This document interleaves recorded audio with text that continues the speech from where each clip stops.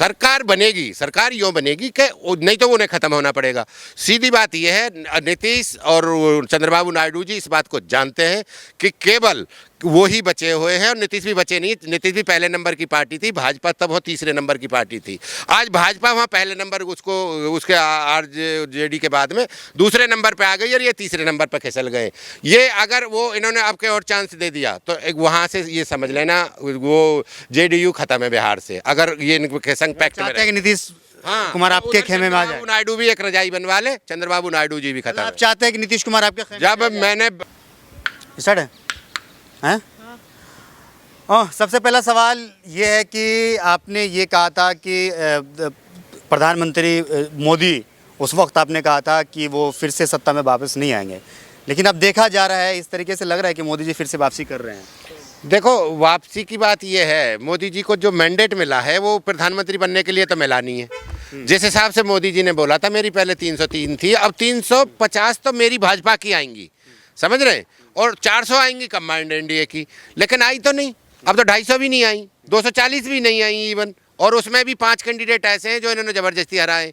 अलीगढ़ है, मेरठ है, कई कैंडिडेट ऐसे हैं, अमरोहा है, वो शिकायत कर रहे हैं, हाई कोर्ट जाने को तैयार बैठे, उनका हो सकता है रिट भी डल गई हो जो ज़बरदस्ती हराएं। तो ये तो 240 भी नहीं पहुँचे। अब रही बात इसकी, देखो ये मोरल उनकी बनती है, ड्यूटी है ये कि उन्हें रिजाइन देना चाहिए, क्योंकि अब उन पर पूर्ण बहुमत है नहीं। और एनडीए में देखो, इससे पहले इंडिया गठबंधन का जो हमारे संयोजक थे, स्टार्टिंग में संयोजक मीन्स जिसने इंडिया गठबंधन बनाया था वो नीतीश कुमार ने बनाया था।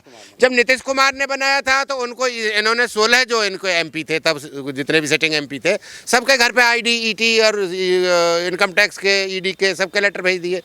जब लेटर भेज दिए, जब वो डर गए तो उन्होंने क्या किया कि नीतीश कुमार को ही बुला लिया इंडिया गठबंधन में से। जब नीतीश कुमार जी निकल गए तो अब नीतीश कुमार जी का टाइम आया है, अब वही एमपी कह रहे हैं कि चलो अब उसमें चलो, इंडिया में चलो। तो ये देखो, ज़्यादा दिन अगर ये शपथ भी ले लेंगे तो चलने वाली सरकार ये है नहीं, ना चंद्रबाबू नायडू जी। और ये बीजेपी का ना ये एक इतिहास है, 20 साल में उन्होंने 20 स्टेट लेवल की पार्टियों को ख़त्म किया है। आज जो चंद्रबाबू नायडू जी जीत के आ रहे हैं वो 5 साल से 10 साल से उसी की चिलम भर रहा था, वो YSR रेड्डी, समझ रहे हैं, उसको आज सिफर कर दिया, रजाई में सुला दिया। उधर चलो वहाँ क्या नाम है, जम्मू कश्मीर में उसको PDP को सुला दिया। उसको आ जाओ हरियाणा में, आ जाओ हरियाणा में चौटाला परिवार को सारे को सुला दिया। उधर चले जाओ पंजाब में, चले जाओ बादल परिवार को पूरे को सुला दिया। इधर अकाली दल को बादल परिवार पूरा, इधर आ जाओ आगे को और आओ, उड़ीसा चले जाओ, उनको 15-25 साल से तो इन्हीं के साथ थे ना उड़ीसा वाले, आज उन्हीं को हरा के आए ना, ख़त्म करके आए। नीतीश कुमार को पहले नंबर से चौथे नंबर पे यही तो लेगा, तीसरे नंबर पे बिहार में। ये देखो इनका इतिहास है, जितनी भी स्टेट पार्टी है ना, इन्होंने पिछली बार रामविलास पासवान को नहीं ख़त्म कर दिया, आपस में उसको लड़के को अलग कर दिया और वो 5 अलग लेके अलग कर दिया और वो अलग बैठा रहा है।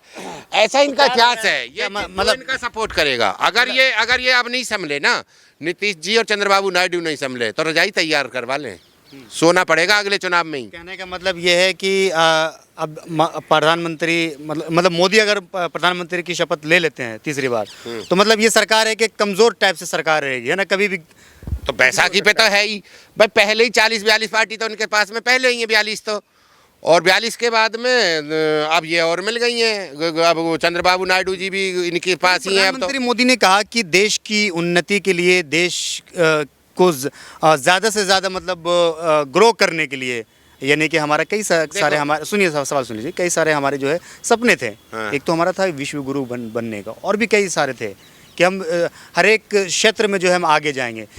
उसके लिए हमें मजबूत सरकार की ज़रूरत पड़ेगी।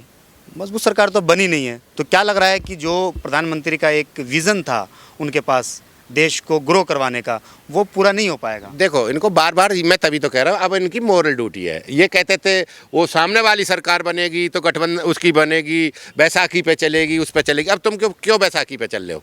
तुम रिजाइन दे दो, तुम क्यों शपथ ले रहे हो? फिर बैसाखी पे चलना ही नहीं है तो अगली बार फिर लड़ना। फिर अगर रोड मैप तो तैयार, ये कोई बात नहीं, उन्होंने एक रोड मैप, अगर इंडिया की सरकार बनती है तो बैसाखी पे बनती है, और तुम्हारी सरकार 42 अपने वो लेके पार्टी लेके तुम बना रहे हो अब, और तुम्हारा पूर्ण बहुमत है नहीं भाई। 40 पे, 40 से नीचे अभी 32 सीट तो ये दूसरों की ले रहे हैं, तभी तो इनका बन रहा है। जब तुम दूसरों की लेके बना रहे हो और गठबंधन की सरकार बना रहे हो तो इसका मतलब क्या है? और देखो रही बात इसकी, 10 साल इनको देख लिया है इन्होंने, जितना कर्जा देश पर चढ़ा दिया है। कोई भी 10 साल में इतनी सरकार जितने आज़ादी से और 70 साल तक केवल 55 लाख करोड़ कर्जा था, आज वो 205 लाख करोड़ इन्होंने कर दिया है। सवाल ये है, आप कर्ज पे अगर बात कर रहे हैं, और दूसरा देखो, लेकिन 70 सालों में वो काम भी नहीं हुआ था जो ये 10 साल में काम हुआ है। 70 सालों में किसी ने नहीं सोचा था कि हम जो है धारा 370 हटाएंगे। 70 में क्या हट सुन गया, लीजिए ना, बताओ। हाँ। सुन लीजिए ना, अभी वो मुकम्मल तरीके से नहीं हटा है। हाँ। लेकिन और भी कई चीजें थी जो हमारी जो रोजमर्रा की जिंदगी में भी क्या ऐसा काम था जो नहीं हुआ। अब लोग, पहले आप कहीं जाते थे कितनी मुशक्कत उठाना पड़ता था, कितनी परेशानियां होती थी, सड़कें नहीं थी हमारे पास, कच्ची सड़कें से हम जाते थे।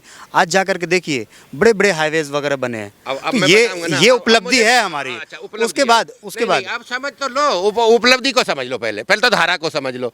धारा 28 बार पहले भी चेंज होता, अमेंडमेंट होते हैं, उसमें चेंज होता रहता है। वही चेंज इन्होंने 2 चेंज कर दिए हैं।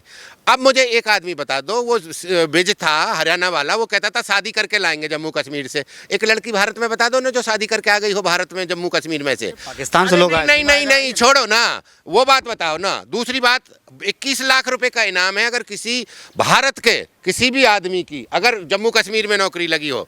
समझो ना, इतने राज्य हैं, 28 राज्य हैं। ऐसे सरकार बनाएंगे? नहीं, वो उसमें भी नहीं है। और तीसरी बात ये बताओ, कंपनी के अलावा किसी ने 1 गज प्लॉट भी लिया हो, 21 लाख रुपए का इनाम है, वो ले लेंगे, सबर रखिए। हाँ, सबर रख। 400 सीट नहीं दिया आपने। 5 साल हो गए, 400 सीट दिया तो सब कुछ होता। अरे 5 साल हो गए, चुनाव करवा नहीं पाए। ये ऐसी स्ट्रॉन्ग सरकार है जिसका जम्मू कश्मीर में चुनाव करवा पाए के नहीं करवा पाए ना। अभी तो 5 साल हो गए ना धारा हटे हुए।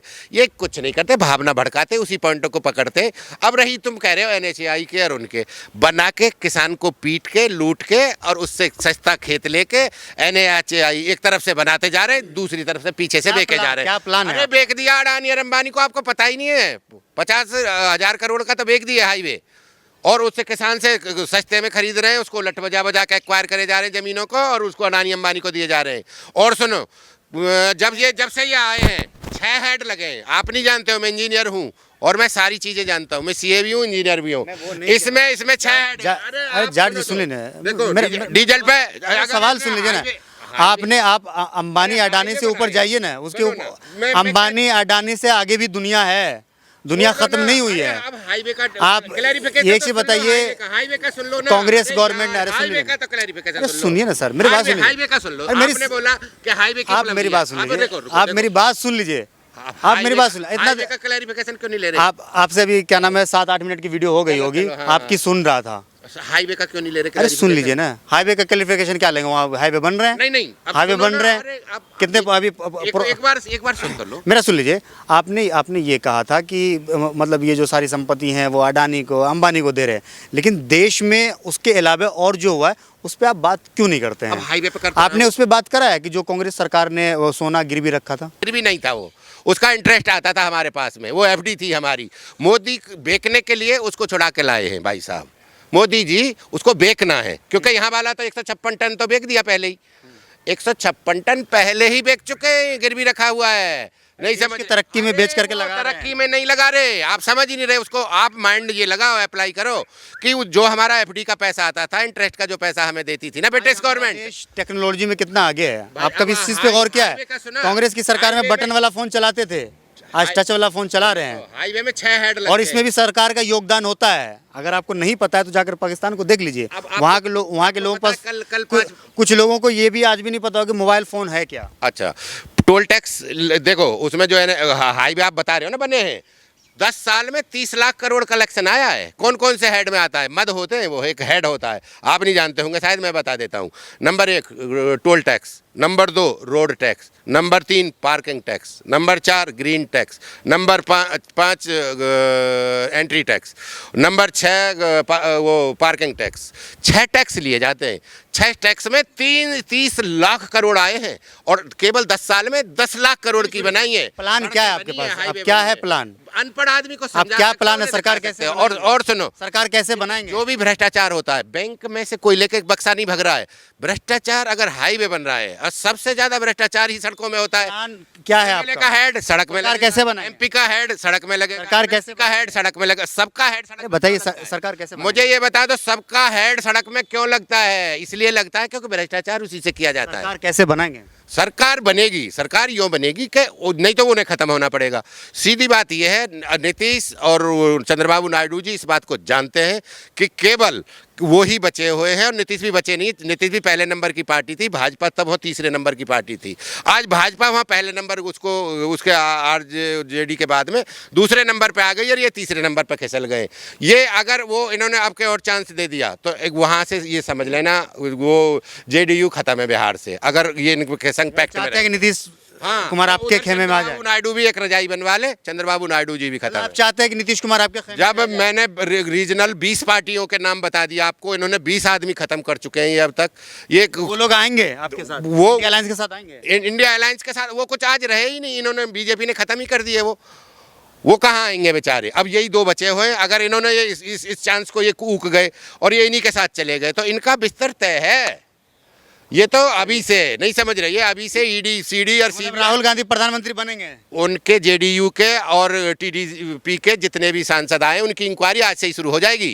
और पता भी नहीं चलेगा, किसी दिन निकलेगा। चंद्रबाबू नायडू भी ये देखेंगे मेरे सांसद कहाँ हैं, सब भाजपा में ज्वाइन करे मिलेंगे, क्योंकि उनके घर में लेटर चुपचाप पहुंच जाएगा। और ऐसे ही नीतीश कुमार जी के साथ होने वाला। बहुत बहुत शुक्रिया, बहुत बहुत शुक्रिया।